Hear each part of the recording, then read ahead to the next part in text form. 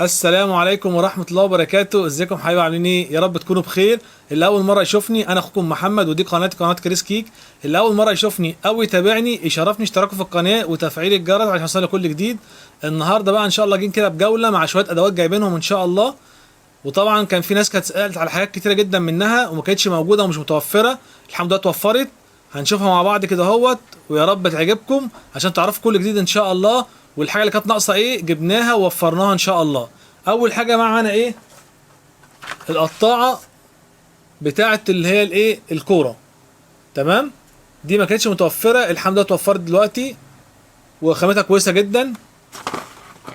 طبعا القلم اللي هو الغذائي ده ترند نازل دلوقتي وشغال كويس جدا وبيطلب كتير جدا اهو. الحمد لله اتوفر برضك في المحل تاني اهو.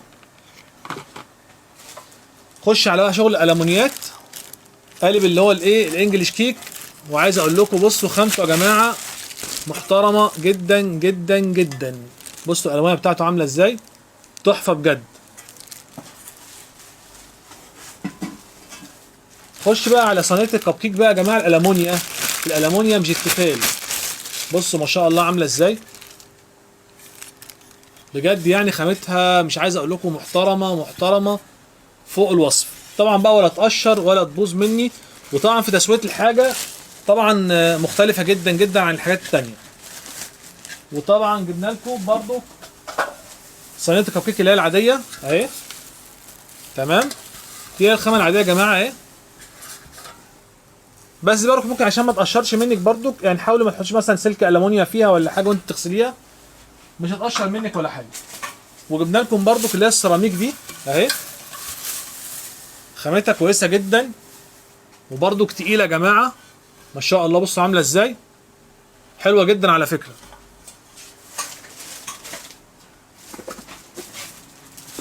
خش بقى يا باشا على ايه؟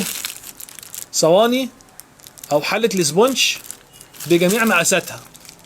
بص كده يا غاليه، من اول مقاس 12 اهو عشان نعمل ايه الميني كيك او التورته او الميني تورته. 14 اهو، 16. بصوا يا جماعه خامتها كمان محترمه جدا جدا جدا. 18،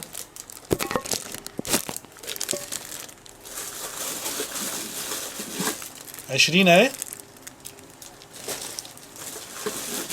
22، 24 اهي يا جماعه. جميع مقاساتهم اهي ما شاء الله اهي. وفرناها وبكميه كويسه جدا على فكره يا جماعه بفضل الله. يعني عندنا مش تحتاري في اي حاجه وهتلاقي كله ان شاء الله موجود.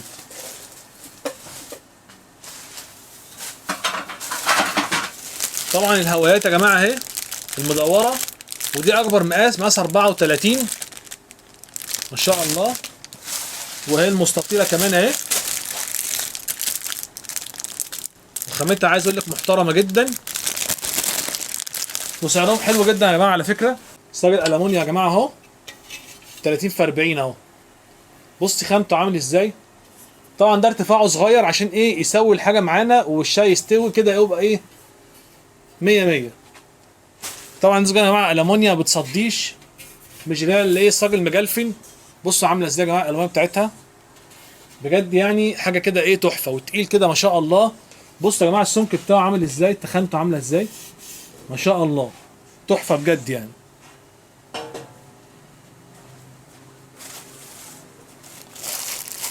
موجوده بقى يا جماعه بقى ايه معايا المقاطع اهي، ده سكليبر ومقطع عشان نسوي بالتورت استانلس. ده المقاس الصغير ومعايا المقاس الوسط اهو، وسعرهم حلو جدا يا جماعه. وده الايه المقاس الكبير اهو ما شاء الله بجد، يعني شويه شغل اللهم بارك ويحسن سوقهم ان شاء الله. يا رب نكون افدناكم بالفيديو وتكونوا استفدتوا النهارده. هستنى تعليقكم وتفرحني جدا. سبحانك اللهم وبحمدك، اشهد ان لا اله الا انت، استغفرك واتوب اليك. دمتم سالمين، والسلام عليكم ورحمه الله وبركاته.